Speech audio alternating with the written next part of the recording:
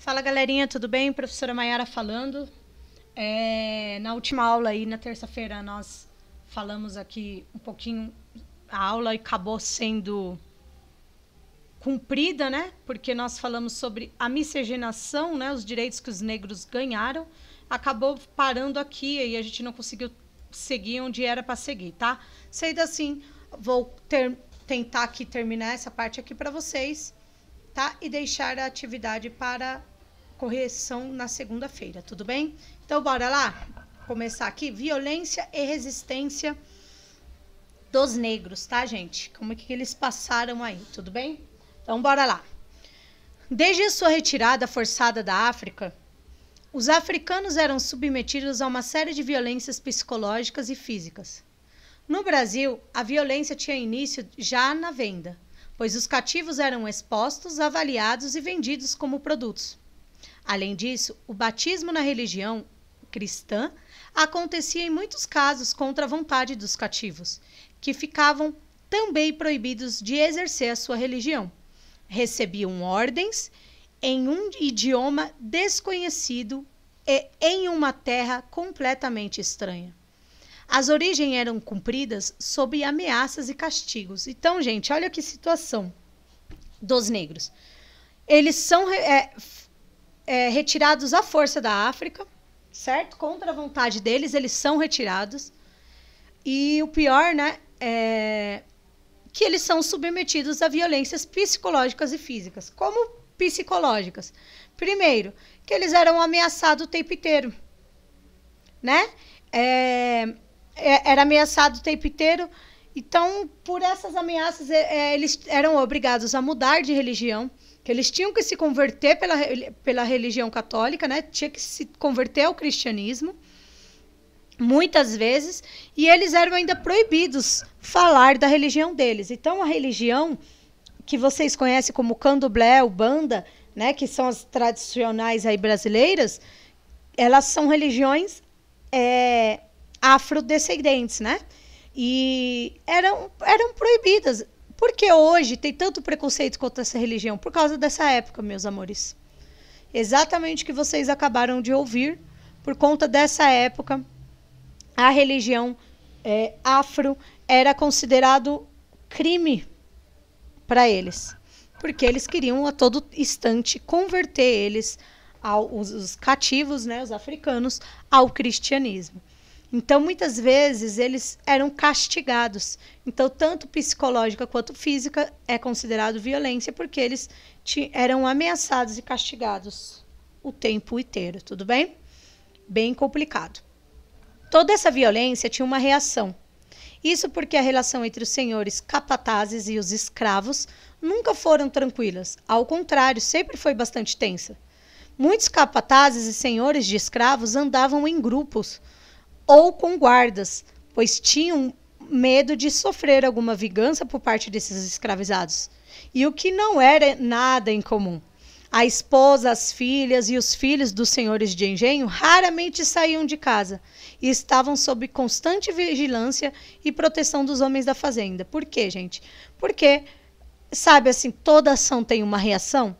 Cada vez que os portugueses, né, os brancos, eles agiam de forma violenta, eles causavam, né, revolta aos escravos, né? Então, assim, às vezes os capatazes dos senhores de engenho e os próprios engenhos, eles sofriam, às vezes, andando por aí, estavam achando que estava tudo de boa, e eles eram atacados pelos escravos como forma de vingança, ok?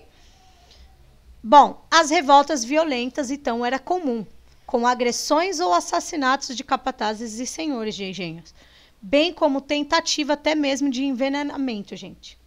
Essas agressões, porém, davam pouco de resultado prático. Por quê? Pois a justiça e a polícia sempre ia favorecer quem? Os senhores, né, os mais ricos, em caso de violência. Então, a polícia defendia os donos, né, e não os escravos, né? Então, defendia os donos desses escravos. Bom, sobre os processos coletivos de resistência dos escravizados, aí teve um cara, né, João José Reis, que é historiador, ele vai falar um pouquinho sobre essa parte aí. Olha o que ele diz. Embora não tivessem sido as únicas formas de resistência coletiva sob a escravidão, a revolta e a formação de quilombos foram das mais importantes. As revoltas se assemelham às ações políticas comuns da história de outros grupos subalternos, mas o quilombo foi o movimento típico de escravos. É difícil, porém, em muitos casos, distinguir um do outro. Apesar de muitos quilombos terem se formado aos poucos, através de adesão de fugitivos individuais ou agrupados, outros tantos resultaram nas fugas coletivas iniciadas em revoltas. Então, existiu quilombos, tá, gente? Às vezes vocês já devem ter ouvido só do quilombo do Zumbi dos Palmares, mas existiam muitos outros, tá? E quem não sabe, ainda não tinha ouvido falar, quilombo era o local onde os escravos se refugiavam. E geralmente eles tentavam fugir, os quilombos sempre era em cima de alguma montanha, porque eles eram mais fortes, aguentavam correr muito mais do que qualquer outro senhor, que eles eram tudo preguiçosos, né? Ficavam meio sedentários, digamos assim, né? Bom, existiam alguns outros meios de resistir à escravidão, além desses quilombos, tá, gente?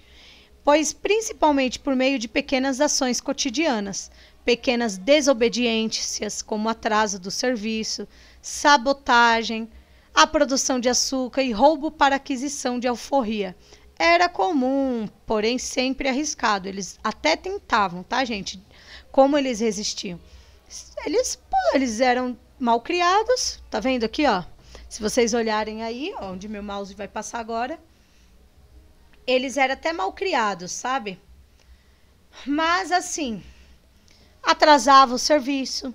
Muitas vezes eles acabavam atrasando o serviço, que aí se atrasava sabia que ia demorar mais para entregar, né? E aí o senhor deles acabava perdendo dinheiro se atrasasse. Eles sabotavam a produção da cana-de-açúcar, né? E às vezes até roubava aí o dinheirinho para depois comprar a própria alforria, sem que o senhor percebesse que eles estavam sabotando, né? Bom, era comum, mas era arriscado, né, gente? Eles tentavam fazer isso para conseguir se livrar de toda essa angústia que eles tinham, tudo bem? Bom, as tentativas de fuga era frequente, geralmente, muitas vezes eles tentavam fugir, tá, gente? Os escravos, principalmente nas fazendas, planejavam e criavam oportunidades desaparecendo em florestas e regiões desocupadas que cercavam os engenhos. A quantidade de fuga era tamanha que existia a profissão do capitão do mato. Pessoas que, em troca de recompensa, localizavam a captura de escravos fugidos. Geralmente, gente, esses capitão do mato eram os próprios escravos, tá? Mas aí, como eles iam receber um dinheirinho para comprar sua própria alforria, eles meio que traíam os amigos escravos deles. Outros escravos, tá bom?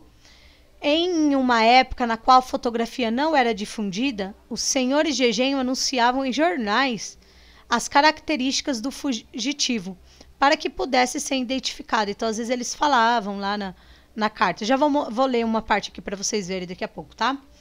Essas fugas mostravam que uma vida solitária e sustentada pela coleta, pela pesca e pela caça de pequenos animais eram incomparavelmente melhor do que da vida dentro dos engenhos. Eles achavam que se eles fugissem, mesmo que não tivesse dinheiro, era melhor do que passar o que eles passavam enquanto escravo lá do engenho.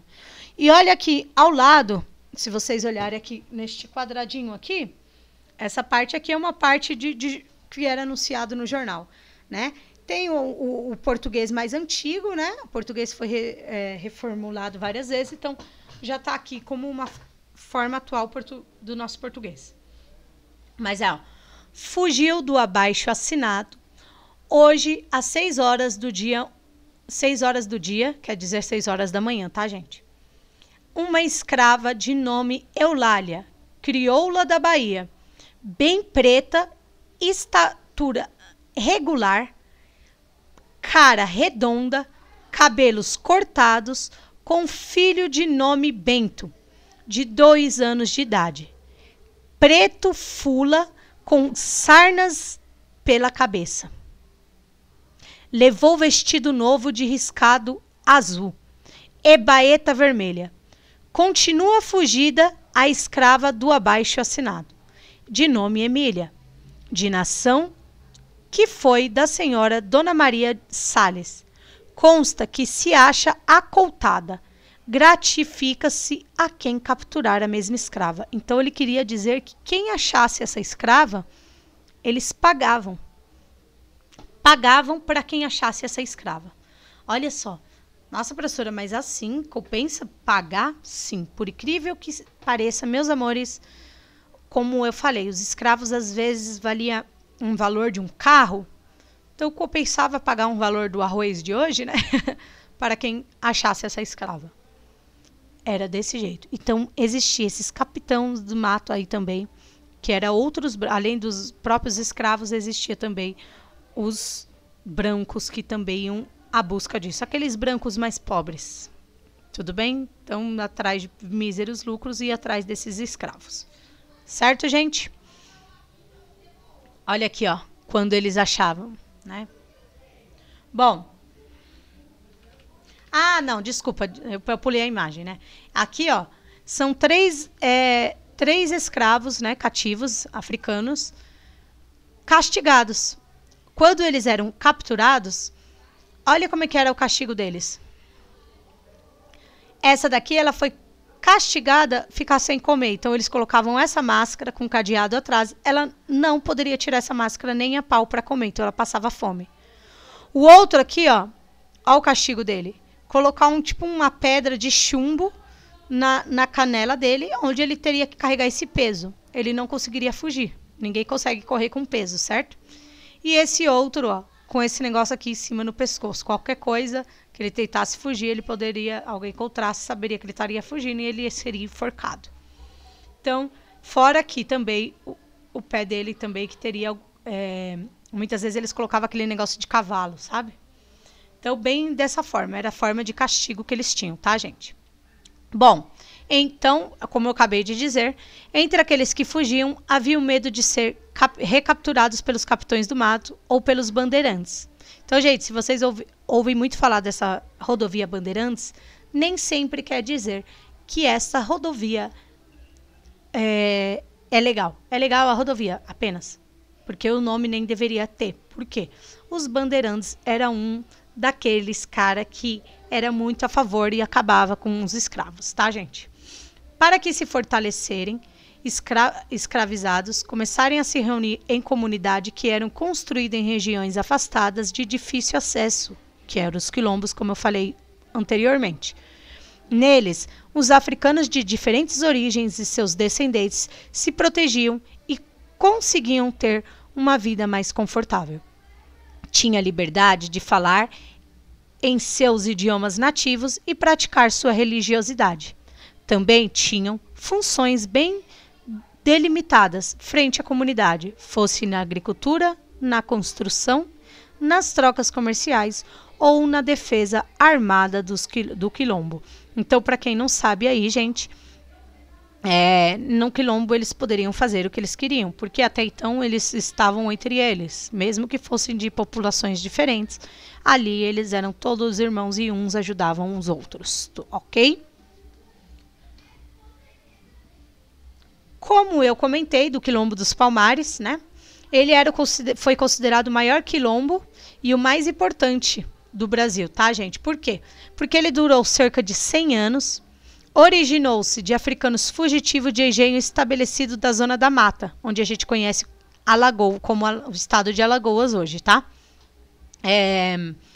Durante a ocupação holandesa do século XVII. Quem não sabe, os holandeses ocuparam aquela região um pouco, tá?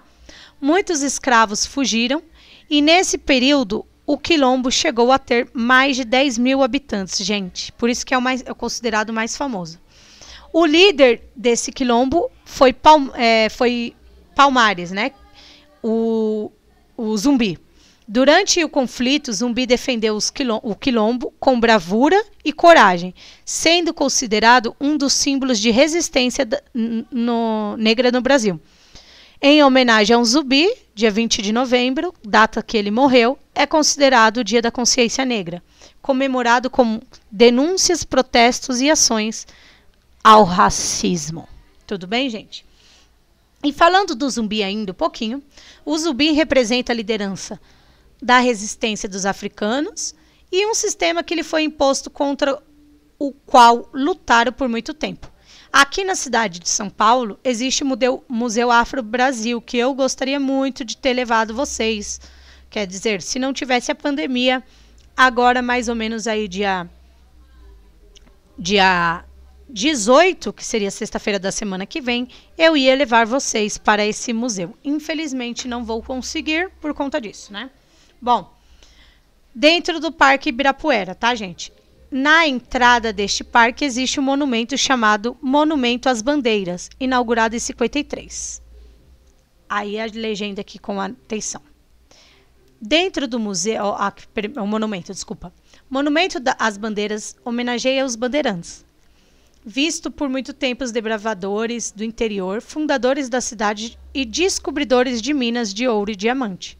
Contudo, os bandeirantes atuaram na captura de indígenas por serem vendidos como escravo e eram capturados pelos senhores de engenho para recuperar escravos foragidos ou atacarem e destruírem quilombos por todo o Brasil. Então, esses bandeirantes, por isso que eu falei para vocês, eles eram mau caráter, porque eles pegavam índios e transformavam em escravos, e outras vezes eles destruíam alguns quilombos que existiam.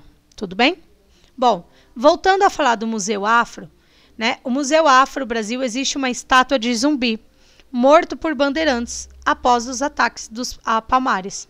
Observe e leia a legenda com atenção, tá bom? Que é esse daqui que eu acabei de ler em cima, tá? O que simboliza o olhar na estátua de zumbi para o Monumento das Bandeiras? Que simboliza isso daqui, gente, o olhar dele para vocês? Como a memória de um povo pode ser vista pelo meio de monumentos, né? Vocês vão, através disso daqui, através da legenda, vocês conseguem responder essa daqui. E segunda-feira a gente faz a correção, tudo bem, gente?